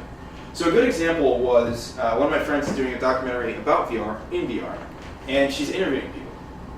Most of the people don't look at the camera at all, don't acknowledge it, are just talking to her as the interviewer. So you actually felt like you were being ignored. So you start looking at the leather chairs or the ceiling and stuff. On the opposite end, one guy figured it out. He was doing the interview, and he would talk to her, blah, blah, blah, and then he would look at the camera and talk to it like it was a human being. Everyone else I tuned out or was staring at the ceiling or whatever. This guy though, when he looked at you and was speaking directly to you in VR, boom, I was like, okay, all right, you're talking to me. And I was immediately checked into the conversation. It's because that's the thing. It's like if you're ignoring them, people feel like there are ghosts in the scene. It's like the Patrick Swayze. They call the Oculus Studio calls this a Swayze effect, that you're a ghost and you can't like influence the scene. So the best ones that use it are like the Doghouse, You Visit Modern Dance. But Henry from the Oculus Studio used eye contact, but it didn't make sense. So Henry is the story of a lonely hedgehog who's alone on his birthday and he has no friends. So he's all alone. But the film starts with him looking at you. Okay, the hedgehog's all alone, he has no friends, he's alone on his birthday, he's literally bringing out a cake and eating it by himself. But he's looking at you, that means you're in the scene with him, that means you're there, that means he's not alone. So narratively, it made absolutely, although it was cool to have this animated character looking at you, it made absolutely no sense for the story. And you're just sort of like, I had to sit there and process for a while. I'm like, if he's all alone, how am I here? And I just came up, my brain just filled in. It's like, all right, I guess you're a stuffed animal or something, even though like I had no evidence of that. It also might be more compelling when you're doing stereo, in stereoscopic with the eye contact and monoscopic, but I'm not sure about that. Use of space. Werner Herzog actually pointed this out after he started doing some VR experiences. It can be incredibly convincing to the extent that there was an experience at Sundance where you were asked to like move through a space and people saw walls there and they literally reached out to the walls for support at one point and they literally fell on their faces. One woman cut her head open and needed stitches. Jessica Brillhart from Google almost did the exact same thing, but luckily somebody grabbed in and caught her. When I was in the same experience, I had to control myself from doing that because I'd heard so many people had done that. Because what it was in the end of it's one of the Indiana Jones movies where he has to step on the different tiles above like a fiery pit or something. Mm-hmm. It's like, well, it was a tight fiery pit, and there were walls on either side. So like to step onto the plates and over the pit, you naturally reach out to this tiny wall that's on either side of you for support, just because and then you're like, oh, there's no wall there, and then you fall on your face. So walls actually work really well for some reason in VR, in terms of like feeling confined. In fact, there's 2 documentaries already about solitary confinement.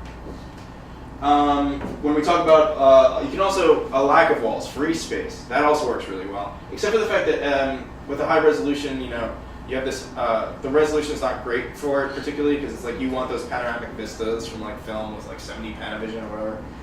It's like it doesn't work that great yet, but it still is good. I mean, like you go on a plane and you all of a sudden you're like on the plains with bison and stuff. You're on literally on a plane, like an airplane, and you're like wearing a headset. It's nice. It's nice being somewhere else other than this like tiny flying cylinder at like 500 miles an hour. You don't always need to use VR though to recreate a space. There's a couple of good videos, YouTube's Song for Someone and 50/50 Misconnections, that play with the fact that you're in this space. 50/50 is a really cool one in that it's a story of a long distance relationship between a girl in Japan and a guy in the US. And it's on one side it's one bedroom, on the other side it's the other bedroom, and there's a dividing line in between, and you can look and see what's happening on this one side and on this other side, and there's also differences in time, so it's actually really cool. What doesn't work, these are all suggestions at this point, but violating at your own risk. Congregated points of interest, where all of the points of interest are literally in this 90-degree frame. Again, it causes you to basically cause people to look in front of them the whole time. If you're doing that, might as well be using film. I'm not your camera op. There's other experiences now where there's only a single point of interest the whole time, and you're just sort of following them like all around. But that gets kind of ridiculous because you might as well just be watching film where there's a camera person.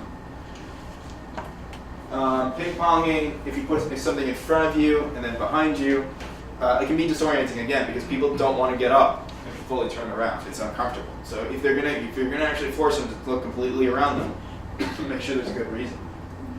Uneven points of interest, again, we're talking about causing people to look directly in front of them the whole time. If you have a human being here and you have an interesting looking rock here, people aren't going to look at the rock. They're trained to look at human beings and animals and stuff like that. So this doesn't matter. Don't count this as a point of interest. People are just going to look at the human the whole time. And then again, you're back into this 90-degree, I might as well be watching a film issue. Patrick Watson did this, actually. They had a dog, that caught your interest for a little bit, but it went to sleep. So again, you're just watching this guy play piano directly in front of you, and you're sort of like, there was nothing else to look at. Hard cuts can be difficult. Usually we use dissolves between cuts. Hard cuts, again, because you are literally ripping people out of this reality and putting them into another. So it can be a little bit jarring. A good example, well, I'll talk about that in a minute, but you're ripping them out. But short cuts, like cuts that don't last very long, like 10 seconds, those also are equally jarring because people need time to acclimate to where they are in each individual scene. It's different if they're in the same room because then you have to have some level of like spatial orientation to know where they are in the room already. But if you're going from one place to another place to another place rapidly, it's going to be jarring to people. You feel that cut. It might change over time though. This in particular might change over time as people acclimate to watching experiences in virtual reality. Because in film, we grew up with film, but we're used to this idea of cuts. Cuts were originally jarring to people back in the 1890s and whatnot, or 1900s, I forget when they started introducing them. Camera position can be really important. If you're putting the camera out and slightly tilted, it's cool because it's kind of like Dutch angle, but it's like Dutch angle to the 100th degree. Because like you put people into an experience and it's slightly off-centered, then people are just, they're like stumbling around. Their whole body is being influenced by what they're seeing to the point that they feel like they're imbalanced. Unstabilized shots, there's this, it's called vection or the illusion of self-motion. If the world is moving, but your ears know that you're not, that can make people sick. So if you're moving, like if you're walking along without any sort of fixed point of reference, people can get really sick by that because their ears are staying, or there's this dichotomy. Your eyes see that you're moving, the fluid in your ears, which is basically your equilibrium, see that you're not, and it's sort of like in the cave. What they think causes this is the fact that in the caveman days, it's like caveman would eat something bad, and then the world would start to warp, but his equilibrium would tell that he's not moving. His natural reaction is to vomit to get rid of whatever toxin he took in. Same idea here, though. The world is moving. Your body knows that you're not. So to avoid that, you can give people a fixed point of reference where the object moves for them, but not them. So like if you're in a car, the car can move, but you in a car are not moving. So you're okay with that. If you're free walking, though, like if you guys play video games, if you're a first-person shooter, that doesn't work because you're popping out, you're stopping and starting and stuff, and that can make people nauseous really fast because they're not used to it. If the horizon is kept level during motion, that helps. If the speed of movement stays consistent and there's no constant acceleration or deceleration, that'll also help. Like, allow you to move in the space on like a, if you had the rig attached to a monopod or something. But yeah. Also, direction may matter. If you go up or down, it might not be as sickening as backwards. I think if people are looking this way and the camera starts moving backwards, I think that can make people sick too.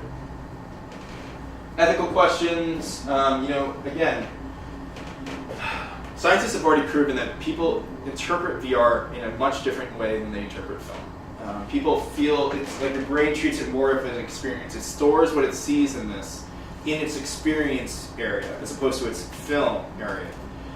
So again, people are more immersed in this. It's a more immersive medium. So you don't want to put them into something that will scare the crap out of them or leave them with PTSD. Or if you are, be clear that that's a potential problem. The Perspective Party Part 1 was billed as a dinner party. I didn't get to see it myself because I was just like, I don't know if I need to see a dinner party. But the people I know that saw it were like, oh, that was not a dinner party. That was a date ring. And they don't tell you that when you go into it. And people were left horrified. People took the headset off. It's funny, they're like, well, it was actually G-rated because they show every element up until the actual rape. But every element leading up to the rape was still traumatic enough for enough people that they were just sort of running out of the run. One guy literally told me his wife ran out of the building screaming. I saw one called Condition 1's Factory Farm. Condition 1 had a film about animals going extinct, and I checked it out and I liked it.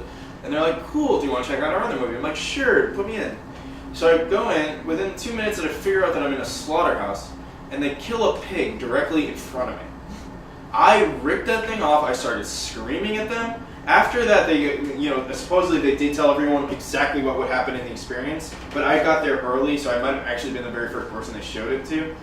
And yeah, it's like it stays with you in a way that's different from it. Like when people talk about it, like it comes flashing back because other people saw the same experience, and they're like, "Oh, it's okay that they did that." And I'm like, "Really?" And they're like, oh yeah, I guess not, because I can't eat pig anymore. It's like I get that that's their point, but it's also sort of forcing this whole thing onto people by not telling them. It's not quite fair. And you're starting to see rules come about, and this is one that I'm seeing. I still have to develop it a bit more, but to give you this idea of like how you can rules for cinematic VR starting to develop themselves. I call it the warp 180 rule, where you're following a point of interest, and you presume in the next cut that you'll be right next to them, but instead you're someplace else entirely at like a wrong angle. There was one called Hard World for Small Things that really threw me off because I knew where I would be next because I was following the point of interest. He was walking into a house, and I assumed I'd be right by him. Instead, I was across the scene and turned and to face back in the back of a room, and it was really disorienting for me. I'm still trying to quantify why that happened. I mean, like again, this goes into grammar. But if you think about why we have the 180 rule, that's really about spatial orientation and the fact that people don't know where they are for 2 seconds. And it's usually during a really tight dialogue scene. So people are trying to follow the dialogue, and all of a sudden you warp them around and they're disoriented, and then now they're trying to catch up with the story again. It's the same idea here. You have to consider how much information, like the bottom line of this is that you just have to think about how much information you're giving people at once and how much they have to take in before they can even go back to the story. So, and remember that spatial orientation, just as rotation, is another piece of information that people then have to process before they can focus on it again. Are you suggesting with this that subtlety is a good approach? It's up to you. There's a lot of different ways, but just think about, just information. Just like how much do I have to process before I'm back into the scene? So for this though, it's like, if you give people not only an initial acclimation period where they have to get accustomed to VR, which is about 30 seconds or so, give them a secondary acclimation period in each one where it's like after the new scene, give them maybe 5-10 seconds to get back into this. It's like, okay, I just changed. Okay, I can get back to the story.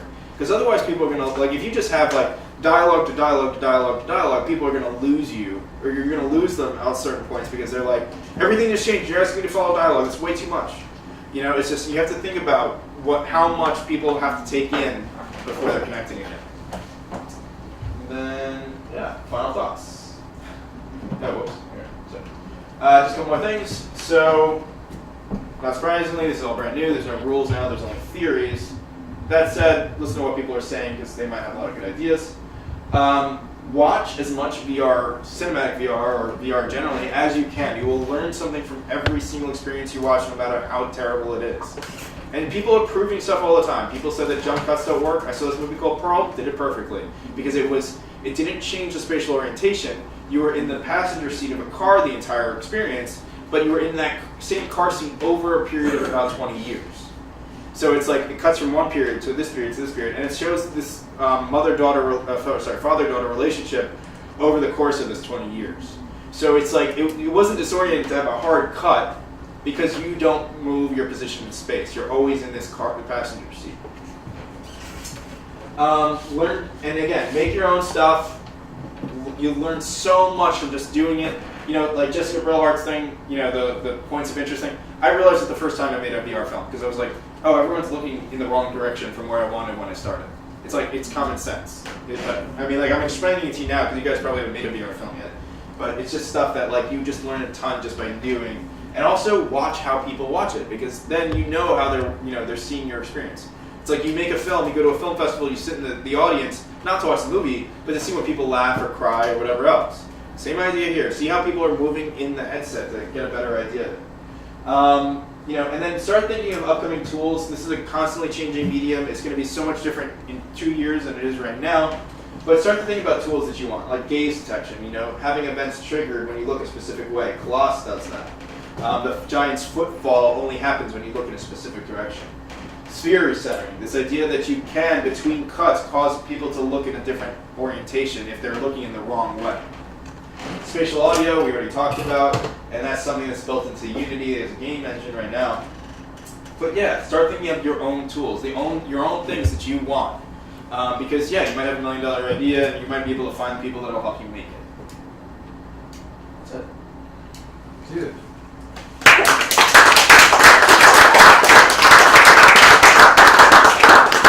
I feel like I just went back to college and it was like, that's all in an hour and a half. I know. It was amazing. It's tough. Questions? Does anybody have questions for Mark? I can also if you give me your emails, I'll send you this. Yeah. Yeah, so that's an interesting idea. You know, so most of the stuff we're talking about is like pre-filmed and stuff. So that's more like gaming. But if we're talking about, you know, the same gaming mechanics ideas still play in, you know, AI is already starting to be incorporated into a lot of the game experiences because then it causes those NPCs or non-playable characters and stuff to like do stuff that is cool in VR, like look at you. You know, like you're walking along the street and you want those non-playable characters to like follow you, or maybe respond to you if you start pushing them and stuff. So it is already starting to happen. In terms of branching narratives, yeah, I mean, like it's in that sense, it's the evolution of games. So if you play like Telltale games, I think they have one called For the Walking Dead, and it's cool in the sense that what you do to those characters, the choices you make, influence how those characters act. So I think there's a character called Clementine, and if you shoot a zombie in front of Clementine, or you choose to kill the zombie somewhere else, if you kill the zombie somewhere else, she's still sweet little Clementine. If you decide to shoot that zombie directly in front of her, she's bitter as hell Clementine for the rest of the series. And like you can continue to build on that. So there are ways of doing those branching storylines, and that's something that's definitely cool that's possible in VR in terms of having people focus on you, the character, focus on the character as the character develops, as opposed to like having interactivity that changes the overall plot. Yeah, sure. Alright, so you see this little pinhole here? Yeah. This rig's actually kind of cool, and you actually can 3D print this one online too. Like, buy it from Freedom 360, but you can actually 3D print it yourself. If you can feed a strong tether through this little hole, it'll actually pop out the back and be unobstructed. And you can feed that, and actually people have created little gizmos so you can push it along a wire. And what's cool about that is we talk about parallax, where these cameras meet. That line is right between a parallax, so it actually, you can make it disappear pretty easily. And you can, but yeah, you can push that along. You might want to put a weight on the bottom so it stays oriented in the same position. But yeah, you can run that along a wire over the whole thing. And Concept VR, which was bought by Freedom 360, they have videos that show that, and you can check it out. Like travelogue stuff. Like they have something. So if you have a good enough drone, you could also attach it to a drone. Yeah, these things only weigh about 2.5 pounds, 3 pounds, so it's like you can usually, I think most drones, well, no, some drones can handle about that. Okay. Yeah, so I do Unity just because it's simpler. I know a lot of people that are working in Unreal. There's a couple of different things, right? Like Unity is easier, I think, to pick up off the bat, and it also has a lot more support in terms of learning how to do it. They also provide a lot more support for virtual reality specifically, as opposed to just Unreal, which is sort of getting into the game, but like they don't embrace VR quite the same way, not yet at least. They are creating stuff for VR though too, Unreal itself. But the Unity is also because Unity generally runs lighter. So we're doing something that's really light. We're putting in, basically what we're doing is putting in a sphere as an object, and then putting a movie onto that sphere as a texture. So that allows you to, you know, just run that little piece. So you don't really need Unreal for that. And the thing is, you know, the most popular experiences are running off of people's cell phones.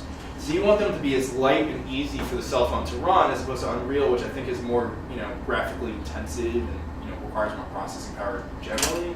Because yeah, I mean, again, that's one of the biggest limitations right now is that the most popular form of this medium is based off of a cell phone, and cell phones just don't, you know, they're not going to have the same processing power as an Xbox or a PlayStation 4. So, yeah, I've met a guy from CryEngine, I'm trying to remember his name. I think CryEngine was licensed by Lumberyard, which was Amazon's new game engine. Well, they licensed a subset of it. Oh, they licensed a subset? Okay, so I don't know exactly what's happening with them. I haven't, like, I've heard like things here and there, and then I did hear with Lumberyard when that happened.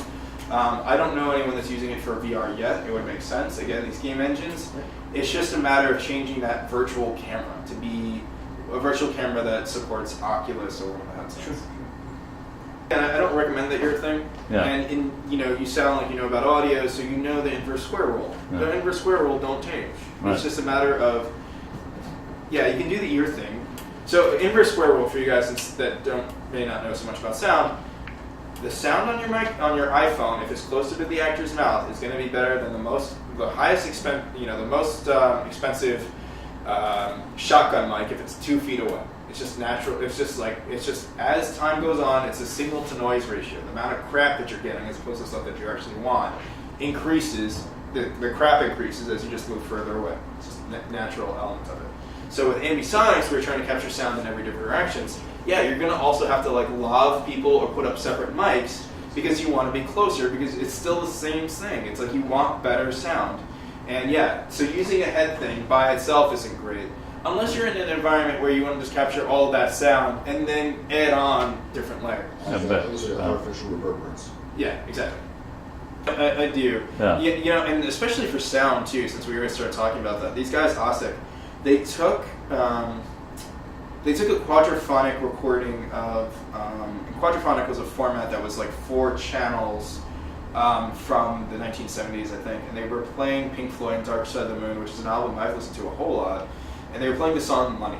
Sure. And it was an entirely different listening experience when the cash register existed in space, and it was right there, and then the other instrument, and then the other instrument, and the other instrument, because it was so clean and distinct as compared to when you're listening to it in stereo, and it's just like everything's coming together as a sandwich. And it's like I never really thought about how much better it would be, but I actually really enjoyed it. I thought it was like, you know, I could hear each sound distinctly. You know, it's like why you see an orchestra versus listening to a CD. Right.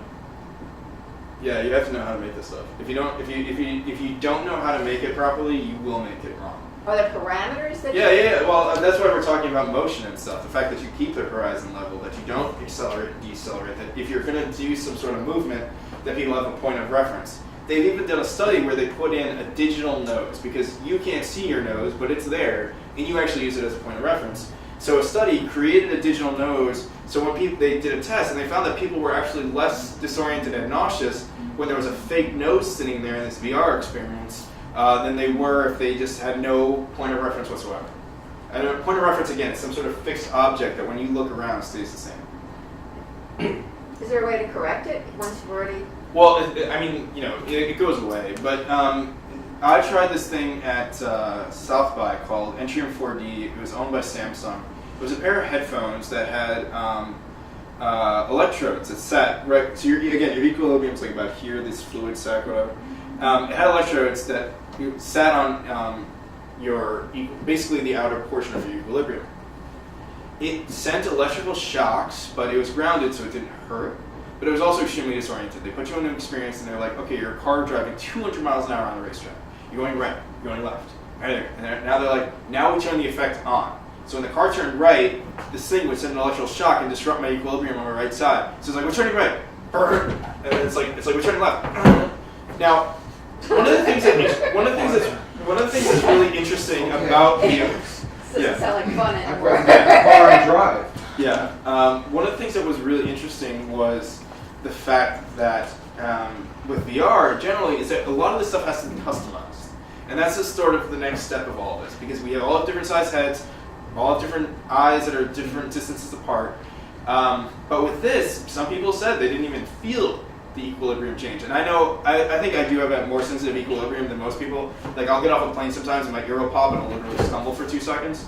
So it's like maybe I am overly sensitive. But that being said, it was like having a mini stroke to me, and I was just not a fan. I was stumbling around for 2 or 3 minutes after it was over. So, I mean, like, that's the first stages of trying to fix it on the equilibrium level as opposed to this idea of vection. So, could they perfect it? Could they make it work? Maybe it's just not there yet. So, yeah, VR, so we're in stage 1 of VR, right? So this is like the very early stages. This is the equivalent of the Lumiere brothers. The thing is that it is isolating right now, but Zuckerberg bought it for $2 billion because he thought it was the future of social media. And he's probably right. The thing is like, we're gonna build it out as this progresses to make it more inclusive so that you do have an experience with somebody else. And you're already starting to see that. This guy named Ken Perlin at NYU, he's working to make these sort of social experiences. He made one where people were in this VR experience where they were on a float. They were all playing different instruments to celebrate. What's the Spanish name for Dia de los Muertos or whatever? Cinco de Mayo? No.